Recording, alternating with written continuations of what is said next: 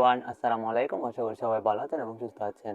তো আপনারা যারা ঈদ আজহার শুভেচ্ছা বিনিময় করতে যাচ্ছেন বিভিন্ন আপনাদের আত্মীয়স্বজন, রিলেটিভ কিংবা বন্ধু-বান্ধবের সাথে ঈদের শুভেচ্ছা বিনিময় করতে চাচ্ছেন, একটা পোস্টার ডিজাইনের মাধ্যমে বা একটা ইমেজের মাধ্যমে, ছবির মাধ্যমে কীভাবে একটা ঈদ আজহার শুভেচ্ছা বিনিময় করবেন সেই সম্পর্কে ভিডিওতে আজকে আমি দেখাবো কীভাবে একটা পোস্টার ডিজাইন, সুন্দর একটা পোস্টার ডিজাইন করার মাধ্যমে আপনাদের বন্ধু-বান্ধব, আত্মীয়স্বজন, ফ্যামিলি, পরিবারের সাথে ঈদ আজহার শুভেচ্ছা বিনিময় করতে পারবেন। সো পোস্টার ডিজাইন করার জন্য আপনাদের অনেক অনেক সমস্যা পোহাতে হয়, সেই সম্পর্কে ভিডিওতে আমি টু জেড আপনাদেরকে দেখিয়ে দেবো খুব সহজেই। তো বন্ধুরা, ভিডিওটি চলুন শুরু করার আগে যারা আমার চ্যানেল নতুন তার চ্যানেলটা অবশ্যই সাবস্ক্রাইব করবেন এবং পাশে থাকা বেল আইকন অন করে দেবেন।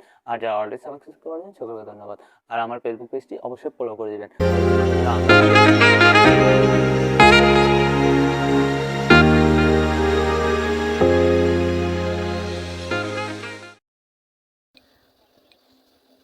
প্রথমে আমরা আমাদের একটা ইমেজ থেকে ব্যাকগ্রাউন্ড রিমুভ করার জন্য আমরা গুগল ক্রোমে বিজি রিমুভ নয়েসি ওয়েবসাইট থেকে আমরা একটা ইমেজ ব্যাকগ্রাউন্ড রিমুভ করব। আপনারা চাইলে আমার ডেসক্রিপশন বক্স থেকে কীভাবে ব্যাকগ্রাউন্ড রিমুভ করতে হয় সেই ভিডিওটি আপনারা দেখে নিতে পারবেন। সো আমাদের ব্যাকগ্রাউন্ড রিমুভ করা হয়ে গেলে আমরা সরাসরি গুগল প্লে স্টোরে চলে যাব। গুগল প্লে স্টোরে যাওয়ার পর আপনাদের একটা অ্যাপস ডাউনলোড করতে হবে, যার অ্যাপসটির নাম হচ্ছে Pixellab। এই অ্যাপটি আপনারা ডাউনলোড করবেন এবং আইকনটি আপনারা মনে রাখবেন। সো এই অ্যাপটি ডাউনলোড করার পর আপনারা জাস্ট এখান থেকে ওপেন করে নেবেন। ওপেন করার পর এখানে জাস্ট আপনারা হোম স্ক্রিনে চলে আসবেন এবং হোম স্ক্রিন থেকে আপনারা আমি ডেসক্রিপশন বক্সে একটা লিঙ্ক দিয়ে দিব PLP ফাইল নামে।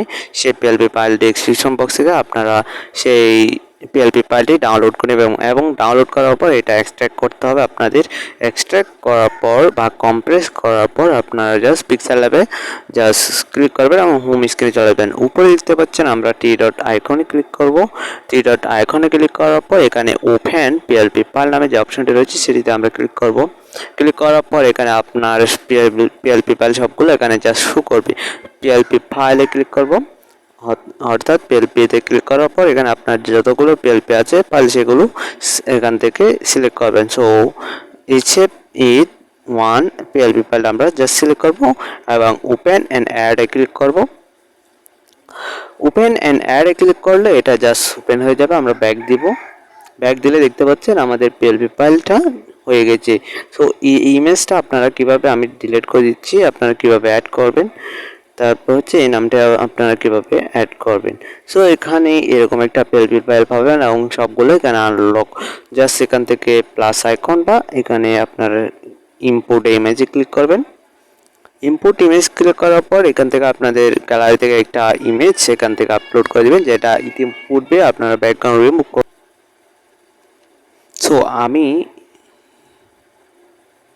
সো আমি আমার ইমেজটা সিলেক্ট করলাম এবং জাস্ট সেখানে এসে একটু কাস্টমাইজ করে দেবো, ছোটো বড়ো করে নেবো। এখান থেকে ছোটো বড়ো করে নেবো, আমি ছোটো করে নেবো এবং আমি আমার ইমেজটা সবার উপরে দেখতে লেখাগুলোর উপরে জাস্ট আমি এখানে স্যান্ড টু ব্যাকে ক্লিক করবো। যে স্যান্ড টু ব্যাকে ক্লিক করবো, স্যান্ড টু ব্যাকে ক্লিক করলে সব কিছুর নিচে আমার ইমেজটা চলে যাবে। জাস্ট আমি এখানে এই আইকনে ক্লিক করব এবং নিচে চলে যাব। নিচে যাওয়ার পর আমার এই লক্ষণটা আপনাদের বেশি গুরুত্বপূর্ণ, কারণ এটি আপনারা অনেকে পারবেন না।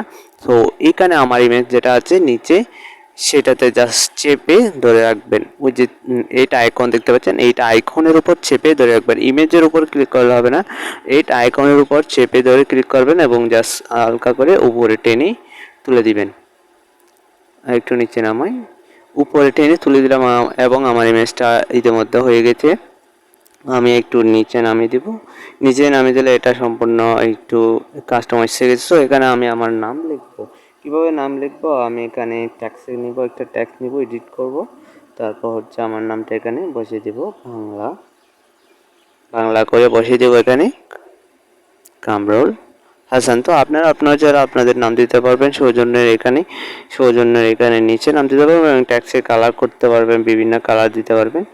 এখান থেকে ট্যাক্সের কালার করতে পারবেন আপনারা চাইলে যে কোনো কালার এখানে বসিয়ে দিতে পারবেন।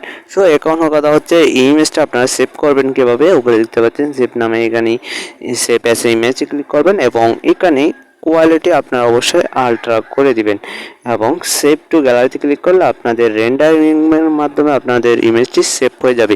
সো কথা হচ্ছে যে পিএলপি ফাইল আপনারা ডাউনলোড করতে পারবেন না, অনেকে আবার ওপেন হচ্ছে না পিক্সেল।